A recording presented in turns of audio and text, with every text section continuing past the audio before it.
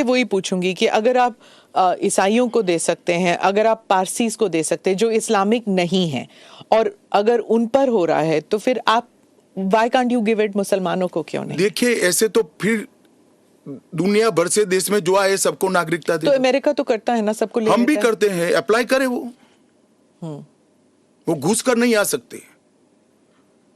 उनको official airport से, official port से, ऑफिशियल लैंड पोर्ट से आने की परमिशन ही नहीं है, इसलिए बेचारे घुस कर आते हैं, शरण में आते हैं।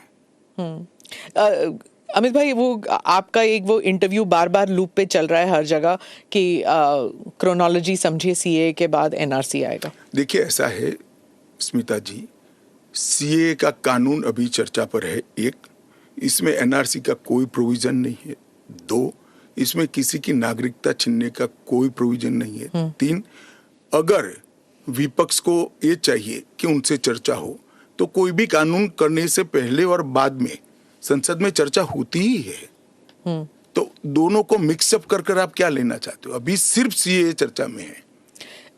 जैसे सीए को इतना वक्त लगा, जिस तरह फार्म लॉज को रोल बैक किया गया क्योंकि सच अ लॉट ऑफ बैकलैश, तो क्या अगर इंटरनेशनल प्रेस में आने लगे और अगर यहाँ पर सड़कों पर लोग उतर आए तो क्या ये भी वापस ले लिया जाएगा? देखिए, सीए का कानून कभी वापस नहीं जाएगा और भारत की नागरिकता सुनिश्चित करना ये भारत का विषय है, भारत की संप्रभुता का निर्णय है।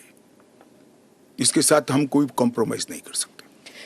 जब हम ट्राइबल एरियाज की बात करते हैं, अभी आपने कहा कि जो 6 शेड्यूल और जो काउंसिल्स, ट्राइबल काउंसिल्स का एरिया था, वहाँ पर ये ऑटोनोमस काउंसिल्स जहाँ पर हैं वहाँ पर नहीं होगा, लागू नहीं होगा। इन एरियाज में जो है डेवलपमेंट होता नहीं है क्योंकि इतने सारे लेवल्स ऑफ गवर्नेंस होते हैं वहाँ पर। आप 2 दशक पहले की बात कर रही हैं। हाँ, आज वहाँ जाकर आइए, मोदी जी ने पूरे नॉर्थ ईस्ट में एयरपोर्ट वगैरह, हाँ, एयरपोर्ट बना दिए, रेल पहुंचने को आ गई, रोड बना दिए, हर घर में बिजली पहुंच गई, शौचालय पहुंच गया, हर घर में स्वास्थ्य की सुविधाएं पहुंच गई, गैस का सिलेंडर पहुंच गया, शिक्षा की भी उच्चतम शिक्षा संस्थान आज नॉर्थ ईस्ट में एस्टैब्लिश हुए हैं। जो पोर्टल से जब इनको नागरिकता मिलेगी, इससे उनको क्या क्या सुविधाएं मिलेगी? क्या आम नागरिक की तरह, या फिर जैसे उनको ये दिखाना पड़ेगा कि हाँ सीएए के तहत हमको नागरिकता मिली है? क्या ये अलग आइडेंटिटी? ना ना ना ना ना, वो भारत के आम नागरिक की तरह ही भारत के नागरिकों की सूची में सम्मान के साथ समाहित हो जाएंगे और उनको मेरे और आपके जितना ही अधिकार होगा। वो चुनाव भी लड़ सकते हैं, एमएलए भी बन सकते हैं, एमपी भी बन सकते हैं, मुख्यमंत्री या केंद्र सरकार के मंत्री भी बन सकते हैं। राहुल गांधी जो न्याय यात्रा में बार बार सीए भी उठा रहे हैं और बाकी विषयों पर भी सरकार पर आरोप लगाते हैं कि अपनी विफलताओं को छुपाने के लिए कभी सीए लागू कर रहे हैं। मेरा तो आपसे रिक्वेस्ट है जी, कांग्रेस में आपकी अच्छी खासी पहुंच है, इस विषय पर राहुल जी से एक बार चर्चा कर डिटेल पूछ लो जरा। वो चर्चा नहीं कर रहे ना, वो मीडिया को वहां पर कह रहे हैं कि मीडिया जो है वो चर्चा नहीं करना चाहती क्योंकि वो हमारे हाथ बंधे हुए हैं, हमारा मुंह बंद है। नहीं, मगर इस कमरे में बैठकर आपको इंटरव्यू करे सीए पर और समझाए, जो वो बोल रहे हैं वो इतना समझा दे जनता को। राजनीति के अंदर आपके निर्णय को जस्टिफाई करने की जिम्मेदारी आपकी होती है। जैसे मेरी सरकार का फैसला ऐसी है, इसके बारे में मेरी पार्टी के तर्क, मेरी गवर्नमेंट के तर्क और क्यों ये देश के हित में है मुझे समझाना पड़ता है। जरा राहुल गांधी जी आपके इसी कमरे में आकर देश को समझा दे कि क्यों विरोध में है। आप कहते हैं कि ये राजनीतिक नहीं है, लेकिन आपके जो राजनीतिक स्पीचेस हैं, तेलंगाना में आपने कहा, जब आप अपने वायदे गिनते हैं कि ये वायदे हमने पूरे किए, तो सीए भी उसमें है, तो इसमें राजनीतिक कहाँ से हो गया? तो फिर आपके वायदे, तो हमारा एक वादा था कि देश के अर्थतंत्र को सुधारेंगे, तो क्या अर्थतंत्र मत सुधारो, पॉलिटिक्स कर रहे हो। फिर राजनीतिक कहाँ से हो गया? हम मानते हैं सीए देश के हित में है, इनका अधिकार है इसलिए हमने दिया है। पॉलिटिक्स कहाँ से? वो भी कहना देना चाहिए। अगर राजनीतिक फायदा है तो उनको कौन रोक रहा है? पर सीए पे तो बहस हुआ नहीं ना, वो बात पास हो गया, उसके बाद पास कैसे हो गया? पार्लियामेंट में पूरी बहस करी हमने। तो अगर 400 सीट आते तो क्या वो फुल लाइसेंस हो जाता है कि आपके हिसाब से कि जनता ने कहा कि हमने आपको 400 सीट दी है, अब आप जो भी देश हित में समझे वो करते जाइए। ऐसे लाइसेंस जिन्होंने उपयोग करे, हमने तो कभी नहीं करे। हमने तो जनता ने जब जब आशीर्वाद दिया बड़ी जिम्मेदारी के साथ देश चलाया, चाहे अटल जी हो चाहे नरेंद्र भाई हो। इंदिरा गांधी ने एक बार लाइसेंस का दुरुपयोग किया था और फिर स्वयं चुनाव हार गई थी। तो इसका भी मैकेनिज्म पड़ा है ना, जो लाइसेंस का दुरुपयोग करेगा उसका भी मैकेनिज्म है। हमारे 5 साल के बाद पब्लिक के सामने जाना है, यहां समाप्त नहीं हो जाता है। ये आप कह रहे हैं, लेकिन जैसे फॉरेन मीडिया को अगर आप देखें, वो कह रहे हैं कि एक के बाद एक जो आपने किया है, चाहे ट्रिपल तलाक हो, 370 हो, CAA हो। एक सेकंड, फॉरेन मीडिया को पूछे उनके देश में ट्रिपल तलाक है क्या? नहीं है। उनके देश में मुस्लिम पर्सनल लॉ है क्या? उनके देश में एक भी स्टेट में 370 जैसा प्रोविजन है क्या? फिर हमारे में हिंदू लॉ भी तो है, सक्सेशन लॉ है। इसका नाम हिंदू लॉ है, वो देश का नागरिक कानून ही है। फिर मैं उसी सवाल पे आती हूँ, चाहे CAA हो, UCC हो, या UCC नहीं, CAA हो, या फिर 370 हो, ट्रिपल तलाक हो, ये सब आपकी मेजॉरिटी की वजह से ये सब स्मूथली हो गया। अगर आप 400 लेकर आते हैं तो फिर तो कुछ और ही हो सकता है, इन द सेंस कि प्रियम्बल तक आप बदल सकते हैं, सोशलिज्म हटा देंगे, सेक्युलरिज्म हटा देंगे। संविधान की रचना करते वक्त ये सारी चीजें बहुत सोच समझकर बनाई गई हैं। तो मुझे बताइए कि जब जवाहरलाल नेहरू जी की पूर्ण बहुमत होती थी, इंदिरा जी की होती थी, राजीव गांधी को 400 सीट मिल गई, तो उस वक्त सब उचित था? नहीं था ना, इसीलिए तो उन्हें हटा दिया गया। तो हम भी नहीं करेंगे, उचित नहीं करेंगे, हम संयम नहीं रखेंगे, सेल्फ डिसिप्लिन नहीं रखेंगे, तो हमें भी बदल देंगे। ये तो कोई तर्क नहीं हुआ। देखिए, नरेंद्र मोदी के पास, इस देश के प्रधानमंत्री के पास 10 साल का ए ग्रेड पास्ट रिकॉर्ड है और 25 साल का प्लानिंग है। 25 और साल 25 साल का प्लानिंग उन्होंने बनाया है कि 15 अगस्त 2047 को भारत पूर्ण विकसित भारत होगा। और उन्होंने पहली बार सरकार की मदद से नहीं, देश के 130 करोड़ लोगों को आह्वान लेकर संकल्प करा है कि सभी लोग जुटे, और ये 25 साल भारत को महान बनाने के 25 साल है। और मुझे बड़ा गर्व है कि मेरे नेता के आह्वान पर पूरा देश आज इस संकल्प से संकल्पित होकर अमृत काल के लिए तैयार होकर खड़ा है।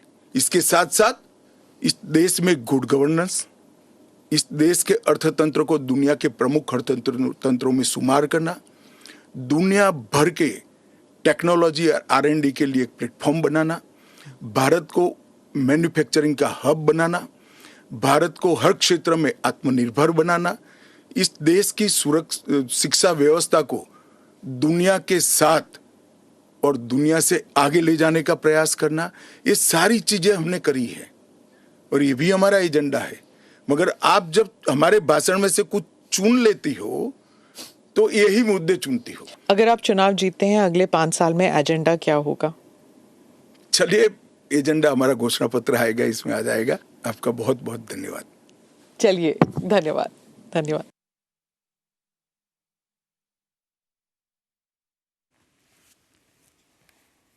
অমিত শাহ একের পর এক বিষয় নিয়ে প্রশ্নের উত্তর দিলেন অমিত শাহ, যেখানে সিএ সবচেয়ে বেশি গুরুত্বের জায়গা।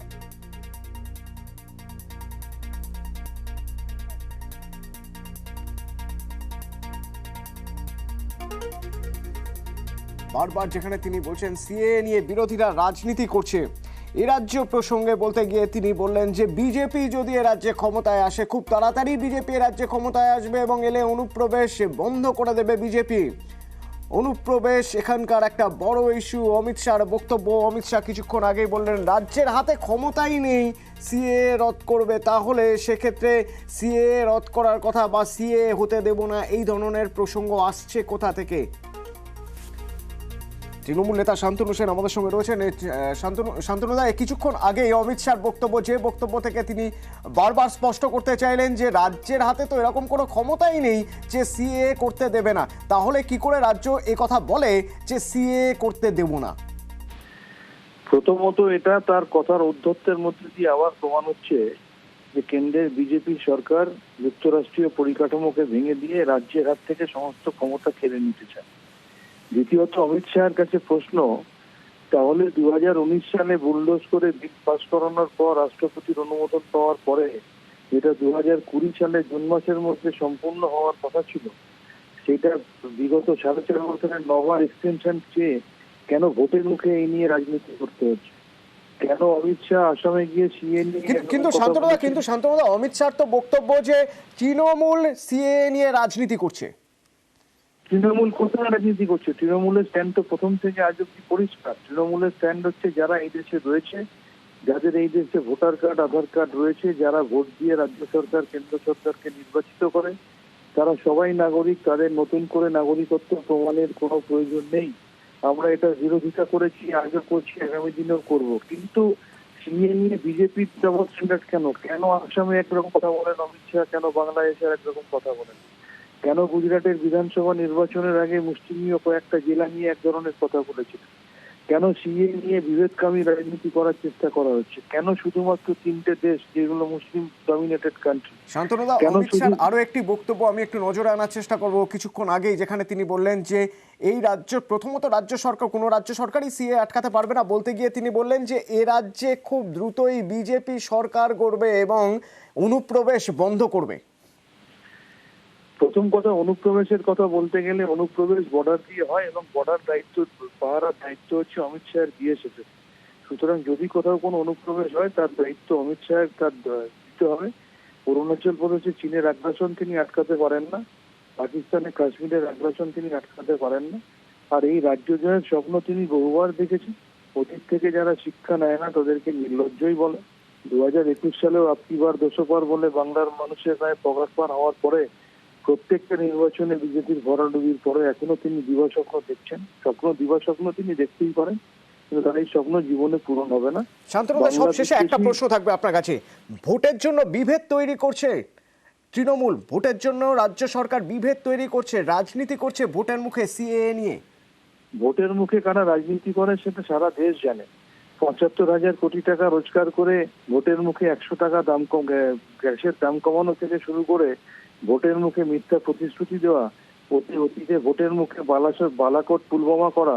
সুতরাং ভোটের মুখে সস্তার রাজনীতি ভারতীয় জনতা পার্টি করে, তৃণমূল করে না। তৃণমূল কংগ্রেস 365 দিন মানুষের জন্য কাজ করে। ধন্যবাদ শান্তনুদা।